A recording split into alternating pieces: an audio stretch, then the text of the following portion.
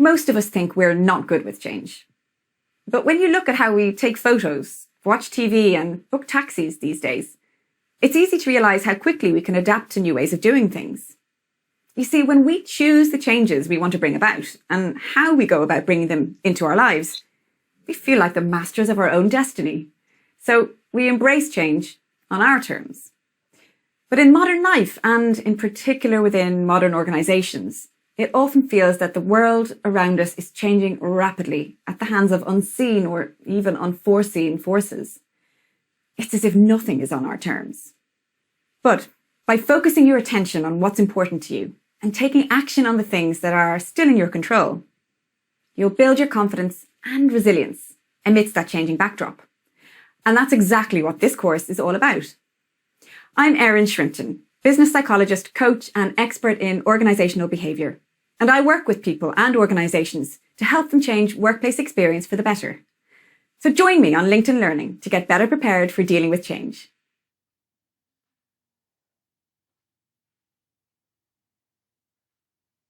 When we feel powerless, we feel wide open to threat.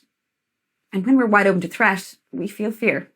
So when change is outside of our control, that's why there's a sneaky sense of panic bubbling up that can cause all sorts of havoc. Now, we're hardwired to survive. When fear is looming, we find ways to protect our patch. We put our guard up, we latch on to what we know and what we feel safe with. In the workplace, that means keeping knowledge and information to ourselves, or fixating on how much better it was in the good old days and desperately trying to find a way back there. And most of the time, we actually respond this way without even realising it. It's a genuine response to threat, facilitated by our amygdala, which is right in our limbic system, the part of the brain that manages our emotions and how we respond to them. But although the brain is a pretty special device, this is a great example of how it can lead us down the wrong path. Because when you look at some of these common responses, you realise just how unhelpful they can be. They could even be inhibiting us from developing the very skills and capabilities we'll need for the future we're changing for. Just look at the top-rated skills and capabilities for the future of work according to the WEF in 2019. Embracing change is right up there in the top 3. And LinkedIn's report for the most in-demand skills for 2020 had creativity, collaboration and adaptability in its top 5. To survive in a constantly changing landscape, we have to totally reframe our go-to response to this threat, creating new ways for our limbic system to respond to that sense of fear we all have when change is afoot. And the good news is we can. Even though our amygdala might lead us down the wrong path time and time again, we can do things to bring ourselves right back up and go down the path we actually want to take.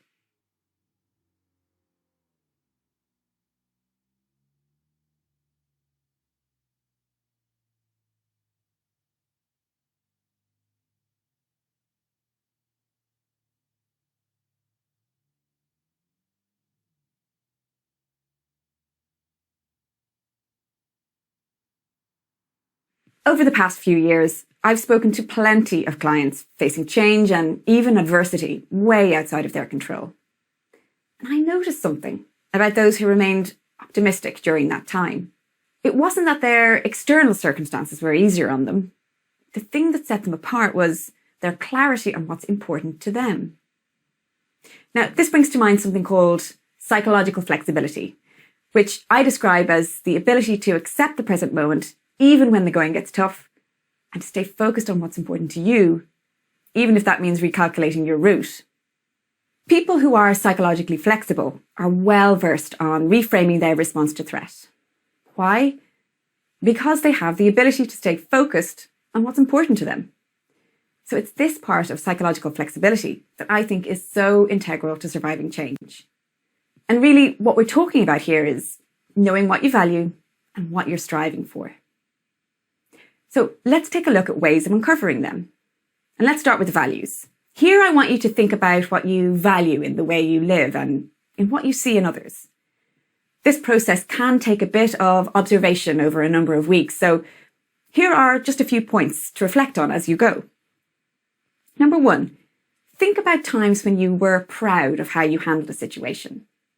Number 2, Think about times in work, like meetings, workshops, or presentations, where you've observed others getting things done successfully and in a way that you admire.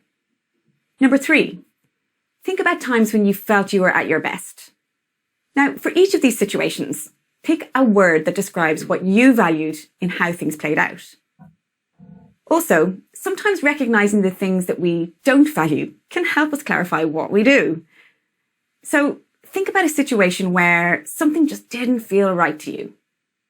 Was there something you felt you had to compromise on? And what was it? So use these reflections to see if you can find a list of between 5 and 10 values that feel right to you. Looking through a list and picking out the words that resonate most for you might also help. I've included a list here in the exercise files.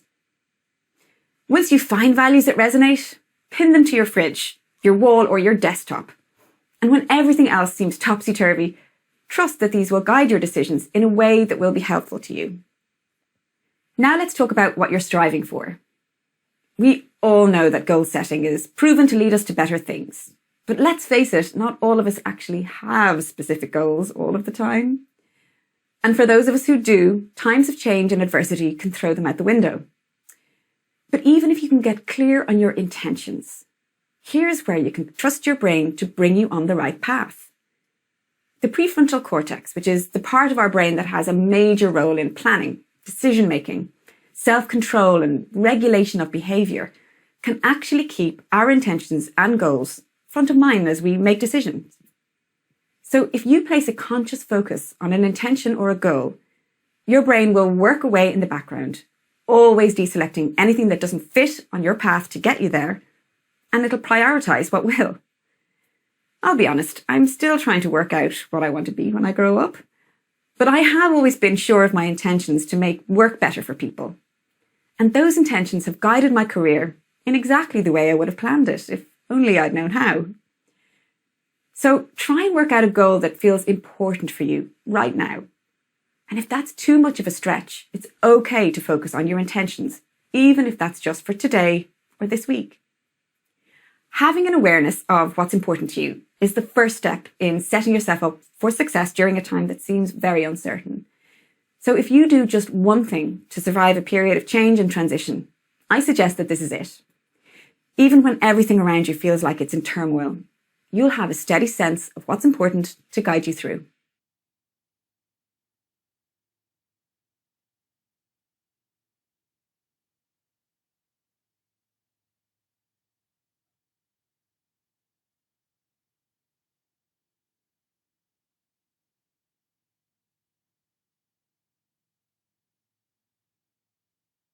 If you've ever played classic video games, you'll know how it feels when you get a power-up.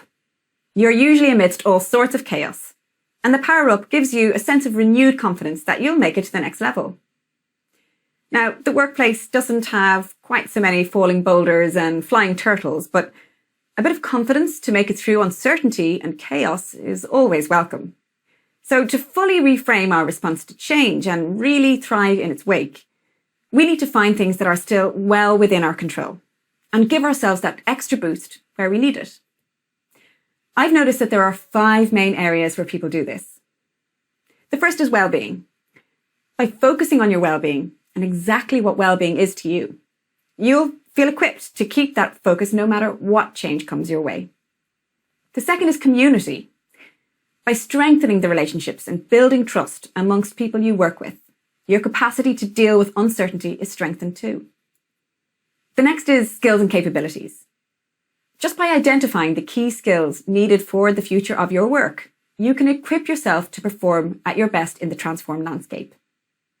Next, career. By making some time to think about what you want from your career, you will focus your attention on how you're going to get there, sometimes in ways you might not even have planned for. And lastly, your environment and routine.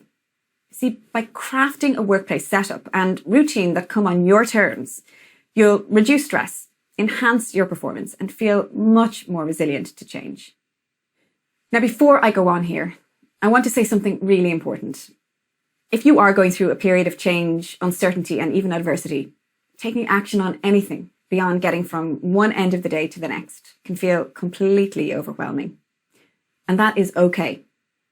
In fact, allowing yourself this compassion and admitting that it is hard is a really important part of finding a way to overcome it.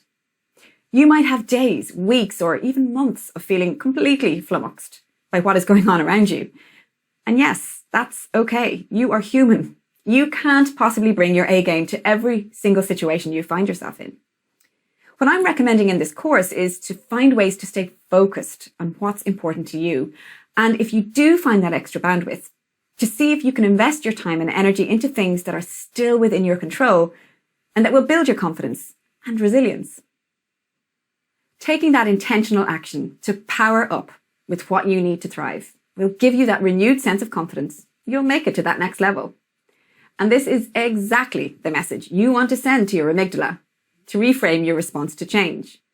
Because when you have confidence in your future self, change doesn't feel like quite so much of a threat anymore.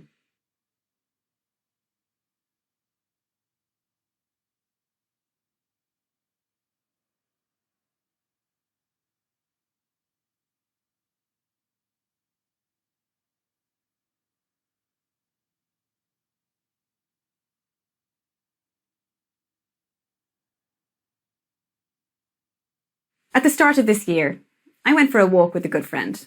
Now, we're not usually the New Year's resolution-y types. My motto is definitely that, well, certainly in Ireland, January is hard enough without throwing unnecessary challenges into the mix. So instead, we were talking about our hopes for this year. Within a matter of seconds, just like a game of Snap, we both agreed that our well-being was the absolute forerunner. See, you can have everything you want in the world, but without your well-being, it's hard to show up for any of it. And by showing up here, I mean really being there with 10 on 10 energy and appreciating every moment. So I realized that's what well-being is to me. Being able to show up for what you want to do. During periods of uncertainty and change that is beyond your control, stress levels tend to soar, and our well-being is one of the first things to get compromised. But well-being is probably the most important thing to power up during these times. The thing with well-being is that it is intensely personal. That's why it's so crucial to build it around what's important to you. Well-being means something totally different to everyone. So let's spend some time identifying the well-being lifelines that you need and how to make sure you weave them into your life. The first thing to consider, what do you want to show up for? No human could possibly have enough energy, resources, or motivation to show up for everything that falls in their path. People tend to fixate on not having enough time for everything in their lives, but I think it's much more important to focus on having enough energy. So ask yourself, what are your priorities right now and for the foreseeable future? Now, some go without saying, like your family and your livelihood, or it might be a hobby that is a big part of your life. And of course, refer back to the work we did on what's important to you. It's likely you'll want to show up for anything that is strongly in line with your values or in pursuit of your goals. Next, think about the lifelines you need to be able to show up with that well-being intact. Even if we have precision focus on what's important to us and what we want to show up for, we still need some resources to keep us at our best. Now, that could be the people in your life that give you the support you need or the systems you have in place to keep you on an even keel, like regular bedtime and healthy diet. But don't lose sight of the lifelines that really give you a special boost. And this could be absolutely anything. If yoga does it for you, brilliant. But if dancing a jig around your kitchen with an air guitar first thing is more your style, do that. Once you're clear on the lifelines, consider prioritizing them. Some might be non-negotiable and you need them every day. Some might be weekly and others might be as and when. Try writing them down or record them on a device so anytime the going is getting tough, you can remind yourself of what you need. And then with this in mind, take a look at your typical week and consider how you can make sure to weave them in. And lastly, don't forget about the derailers. Of course, I can't talk about well-being without mentioning the derailers that can bring it down. For me, a derailer is anything that can throw you off course. A sleepless night, a challenging meeting, a restructure, a global pandemic. Unfortunately, we've all learned that these things can be unforeseen, which is exactly why building your awareness of what well-being looks like on your terms is so important during times of uncertainty and change. Once you have your lifelines front of mind and a derailer, big or small, gets in your way, you'll be able to act quickly to protect your well-being. Trust yourself and power up your well-being on your terms.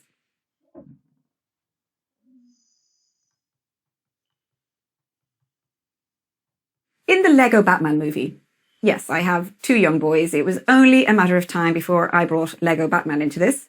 Anyway, Batman comes to the realization that he can't survive the latest threat to Gotham City with his usual Lone Ranger act. Alfred and Robin encourage him to extend his trust and make some allies. Lo and behold, with his new pals in tow, Batman saves the day. And who knew there's some real psychology behind this? You see, through adverse times, a sense of belonging and connectivity is one of the factors that really protects us and even helps us thrive. This idea is weaved throughout the history of eminent theories in psychology. In 1859, Darwin called out cohesiveness in communities as a key factor in their survival, so basically crucial to our successful evolution. In 1943, Maslow called out belonging and human connectivity on his infamous hierarchy of needs. More recently, the big consultancies leading the thinking on employee engagement, like Gallup and Great Place to Work, include friends at work and camaraderie as one of the key determinants of employee engagement. And it's based in neuroscience too. Our brains are wired to protect us by making connections with other people. But you don't need me to tell you all of this. Just think about the first thing you do when you feel uncertain about something at work. You find someone you trust to talk to about it. There's real comfort in knowing someone else is experiencing the same thing as you. So what does this mean in the context of the changing landscape we're talking about today?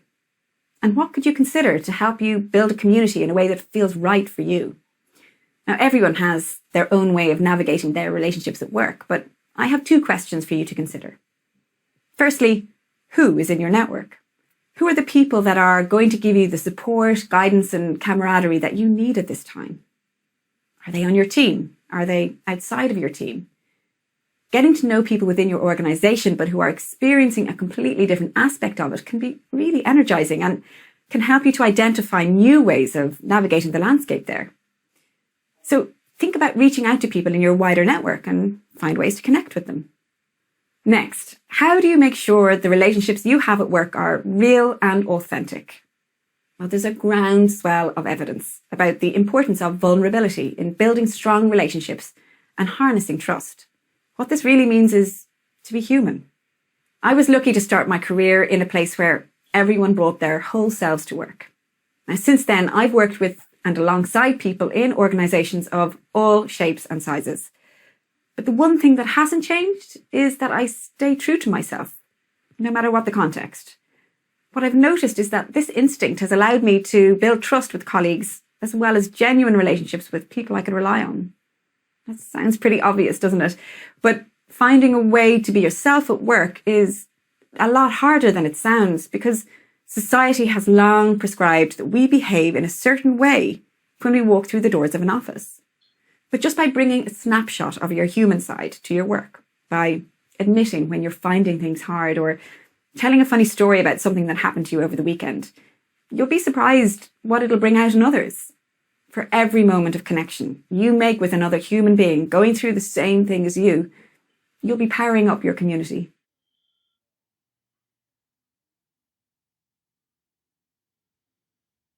We are more prepared for the future of work than ever before. Very smart people are reviewing very smart analytics to produce reports telling us what skills are going to be the hot ticket. But if you look closely at these reports, you'll notice something.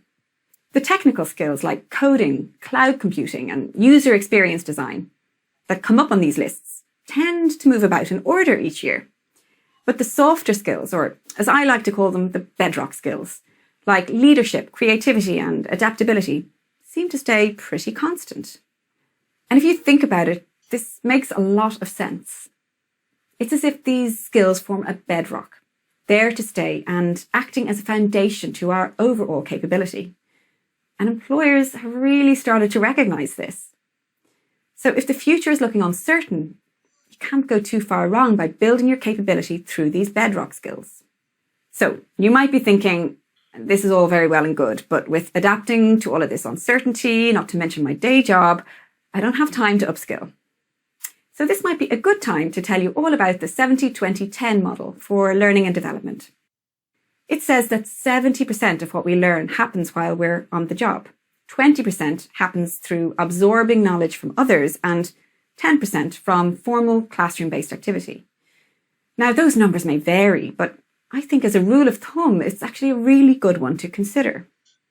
Because what it's saying is that if you want to upskill, the vast majority of that can be done through the job you're already doing and by observing others. And because of the digital revolution in the learning sciences, the more formal learning part can be done from your own home on learning platforms just like this one. So take a bit of time to think through which skills you would really like to hone, particularly bearing in mind any goals you might have. And here are some ideas to get you started. Start with the 10%. Once you decide what skill you'd like to improve, it's worth investing some time studying up on what good looks like in theory. Although we said just 10% of what we learn comes from formal classroom settings, I think of it as an important 10%. To get value from observing others and practicing on the job, we need to be really clear on what we're looking out for. There are so many resources at our fingertips these days, from online learning platforms to podcasts to endless web-based content. So you can find a way to learn that fits in with your daily routine. And then it's all about looking out for it in practice. We learn so much through what we observe in others. Once you know what you're looking out for, you'll start to see what good looks like more and more in your everyday life, as well as what not so good looks like. Now, you can be intentional about this by connecting with people you admire and who hold the skills you're trying to build, both in real life and online. And if you can find a mentor, someone who has the skill you're trying to learn down to a T and understands the context of your work, all the better. And really then, it's all about the doing. See if there are stretch objectives you could sign up to, new projects you could join, mini assignments you could take, anything that would allow you to put this new skill into practice in real life during your working day. And a great way to accelerate your learning here is to ask for feedback from trusted colleagues along the way.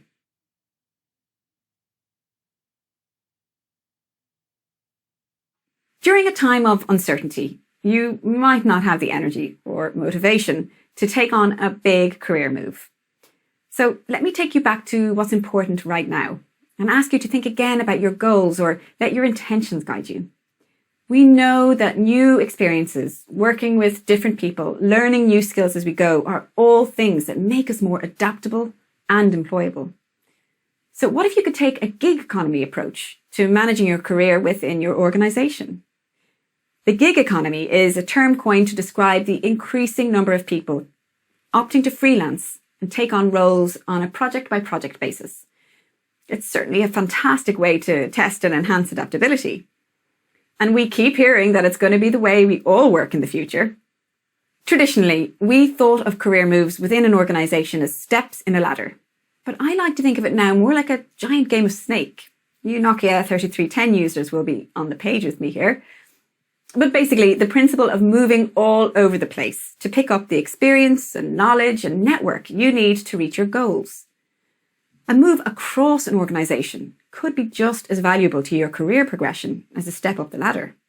Through lateral moves, you'll have lots of opportunity to build on the capabilities we all need for the future, like adaptability and creativity. You'll gain new perspectives. You'll build your network. And don't forget, if you're clear on the end goal, you can put some trust in your brain, your prefrontal cortex to be exact, to guide you in the right direction. So whether it's a short-term project with another team or a whole new role, I would definitely consider the idea of enhancing your capability and future-proofing your career through a game of Snake, or internal mobility as it's more formally known. Is there another part of your business that you've always been interested in? Or maybe a leader you'd love to learn from? Changing things up might feel scary during a time of uncertainty, but taking ownership of your career progression is never going to be something you'll regret. And moving around within your organization is a power up you can give yourself without taking on additional risk.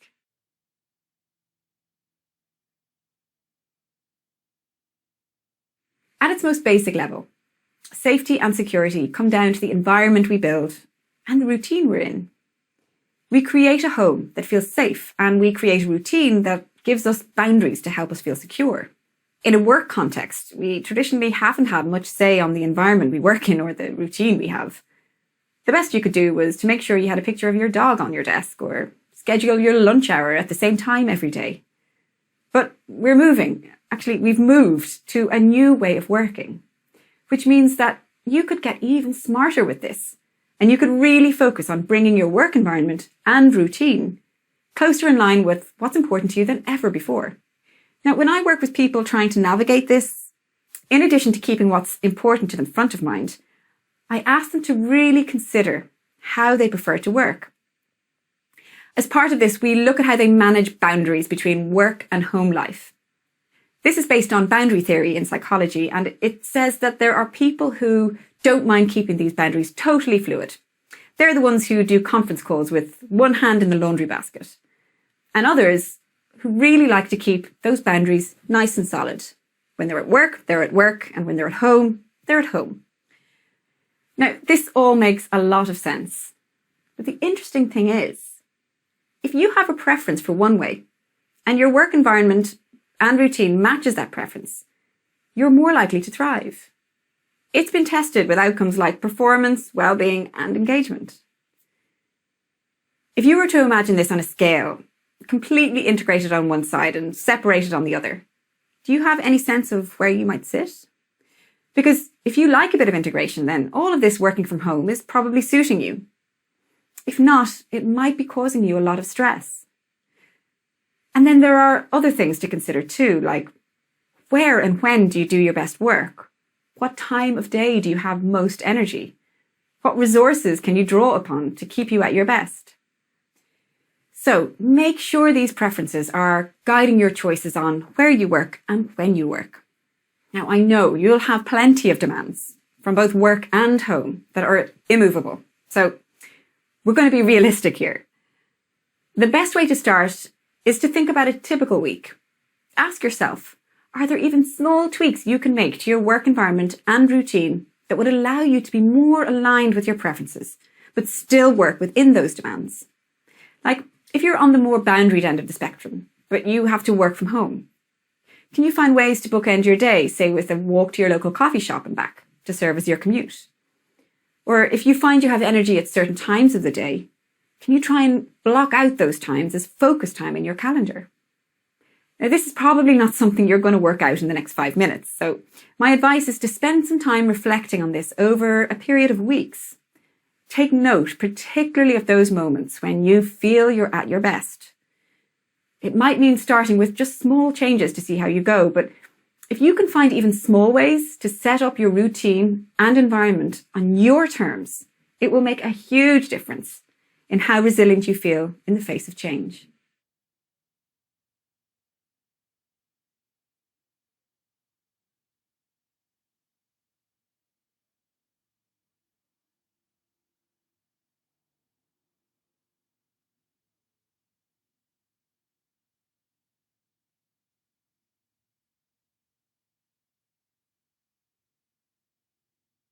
When we're in the midst of change that feels out of our control, our go-to response is to stick with what we know and what we feel safe with. But often this is the exact opposite of what would actually help us. So let's assess the reality of your situation. Change in your organization is inevitable, and it's probably out of your control. I'll admit, not an ideal set of circumstances. And your brain's natural fear response will be doing everything to protect you in ways that don't help one bit. But it doesn't mean that your hands are tied. You can find ways to reframe your response to change by staying focused on what's important to you and powering up your essential supports. This will actually send signals back to that part of your brain that processes fear to say, you know what? Yep, this is pretty scary, but I'm still the master of my own destiny, and there's plenty I can still do to keep it that way.